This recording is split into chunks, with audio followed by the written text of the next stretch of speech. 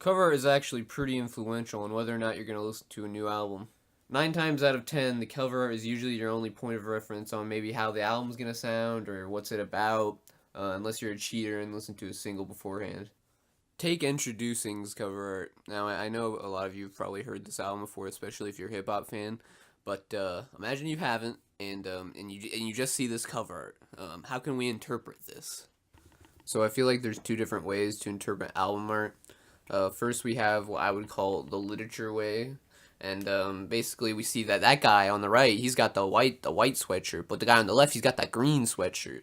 And green means money and greed, but the guy on the right, his pocket's a little open, so that means he's poor. But the guy on the left, he's got records in his hand, so obviously he's rich. And the guy on the right, he doesn't have any records, so he's sad and he's poor. And you see that shadow in the middle? That shadow is signifying the divide between the wealthy and the poor. And you see the cat on the left? That cat's pretty cool. But then we have what I would call the normal way, and where we see, oh, it's two guys and they're in a record shop and they're buying records. So this album is probably going to contain music. But all jokes aside, when you see an album art, you almost like feel what it's going to sound like. Like it's instinctual almost. You just know. So when you see a cover art like this, you almost know it's going to sound like.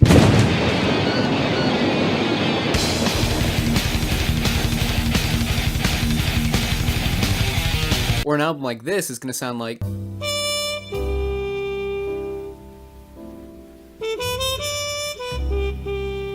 So remember what I just went over about for like a minute and a half?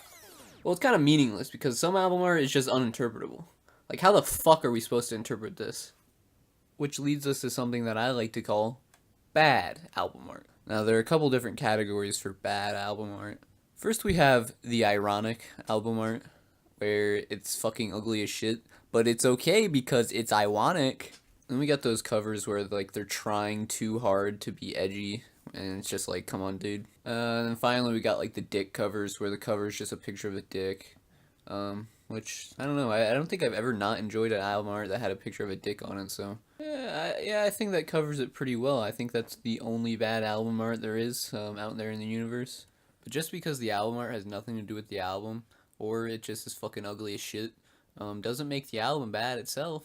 So remember, everyone, don't judge a book by its cover. Just kidding, why the fuck do books have covers if we're not supposed to fucking judge them by